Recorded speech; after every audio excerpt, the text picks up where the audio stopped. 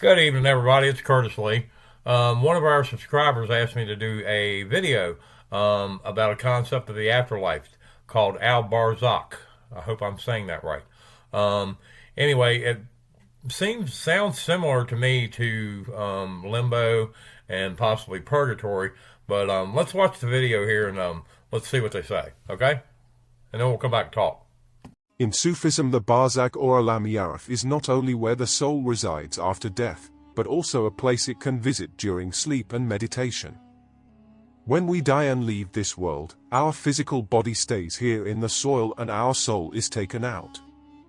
Barzakh is an Arabic word that literally means barrier, separation, or hindrance. The world of Barzakh, Alam Barzakh, designates a phase happening between death and resurrection. The word grave, in its widest sense, also refers to the Barzakh because this is the period intervening between this world and the next, therefore a world itself. After death and before resurrection, all the human beings and jinns will have to live in the world of Barzakh as per their ranking. Barzakh is much larger than this earth. It is a place where some will live with comfort while others will confront hardships. Okay, so that was interesting. Not something I'd heard about before. Asking me to do a video about religion, any religion, is pretty much like asking the devil to do one. But I'm going to do my best. um, I'm Monacan. I was not brought up in any religious beliefs. Um, I had a basic, being brought up in Western culture, you kind of, have Jesus forced on you. My grandfather was a Monacan. He's from Amherst County. He's one of the Amherst Indians. He was forced to go to a boarding school. Not a boarding school, I'm sorry, a mission school. We didn't have boarding schools here. We had mission schools.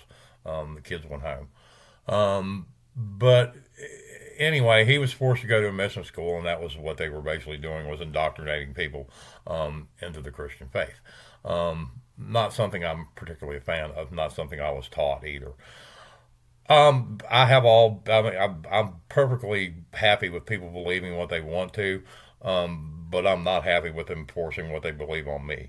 I'm not accountable to somebody else's gods or deities. Definitely not as a Monacan. We've been in our ancestral homelands for over 10,000 years now.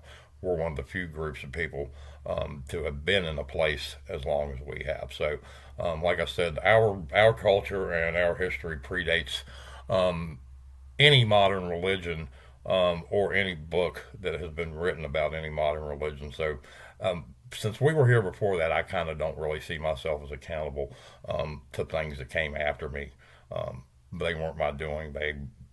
They're not my history. They're not my culture. I just don't believe in it.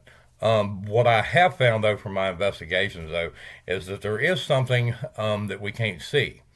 And I'm not sure about God. God's not somebody who's tried to communicate with me, but I wouldn't expect God to do that.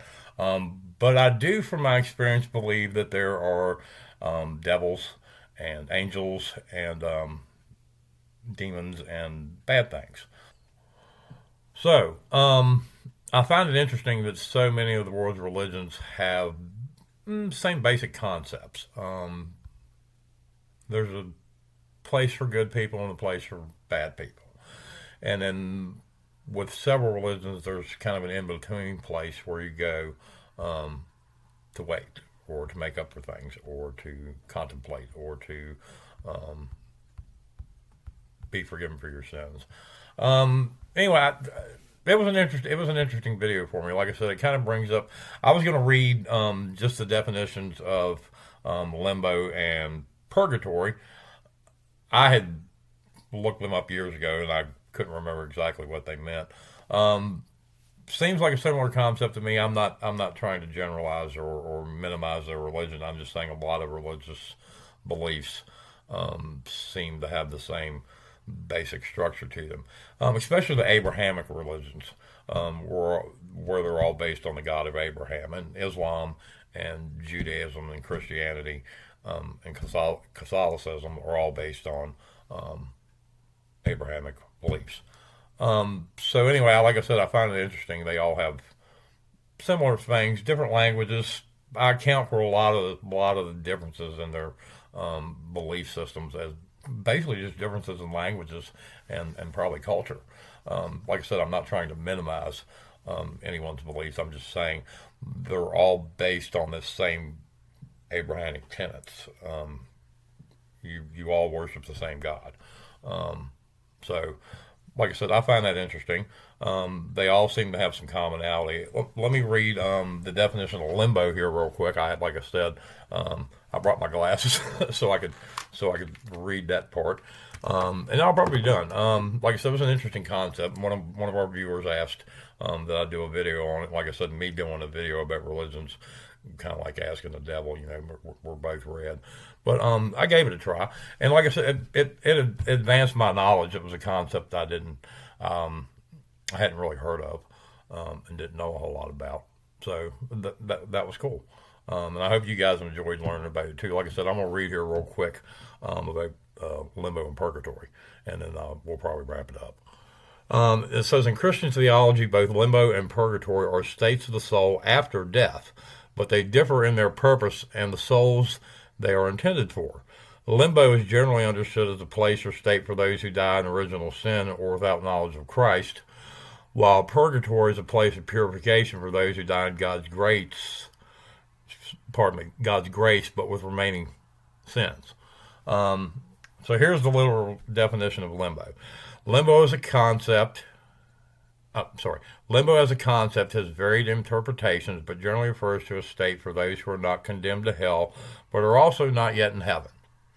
And historical usage says the concept of limbo has historically been associated with the state of righteous souls who died before Christ's time and the unbaptized infants.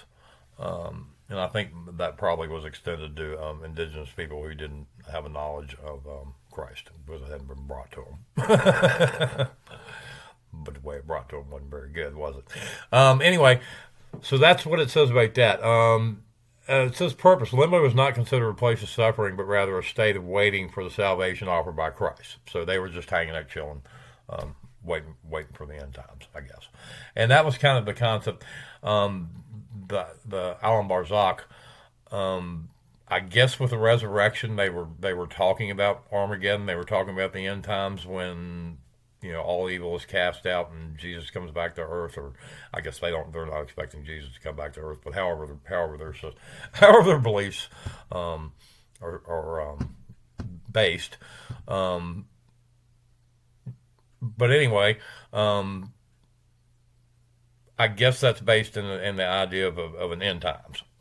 Seems like they all have well, I don't know. I don't know about Judaism. I'm not sure. I'm going to have to look that up. But I know that Christianity obviously has an end times. And I know that Islam has an end times. So let me read real quick about purgatory. It says purgatory definition. Purgatory is a state of final purification after death where souls are cleansed of their remaining sins before entering heaven.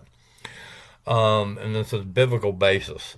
The existence of purgatory is not explicitly mentioned in the Bible, but is supported by interpretations of certain biblical passages and patristic traditions according to a Quora post. I don't know what that is. Anyway, purgatory is probably the one I knew the least about. I'd heard it says purgatory also is not a place of punishment, but a process of purification where souls are prepared for the joy of heaven.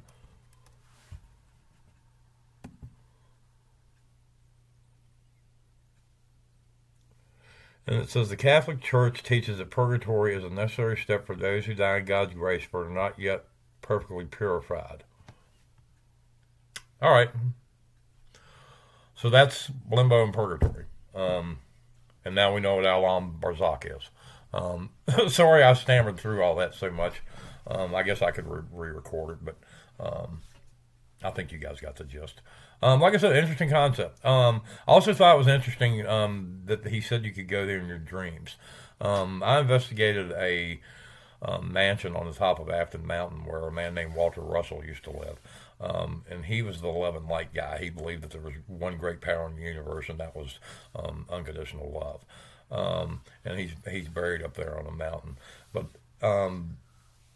he had this concept that you could transport yourself to other places and other realms and other times and other universes, all with the power of your mind, and that everything in the universe was connected by energy. And like I said, this great powerful energy was all based on love. And I guess the dark side would be hate. You know, there seems to be this yin and yang to everyone's beliefs. So anyway, like I said, interesting video. I hope you guys enjoyed it, and I hope you enjoyed listening to me rattle about religion. Like I said, I know very little about religion. I'm not a particularly religious person. I have been trying to read the Bible a little bit, so I know more about what I'm talking about. Especially if people ask me questions about it. But yeah. Like I said, interesting concept.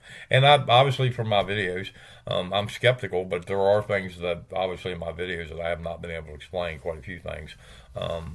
And things that I can explain, I try to. So anyway, I hope you guys enjoyed the video. Y'all have a good night. See you next time.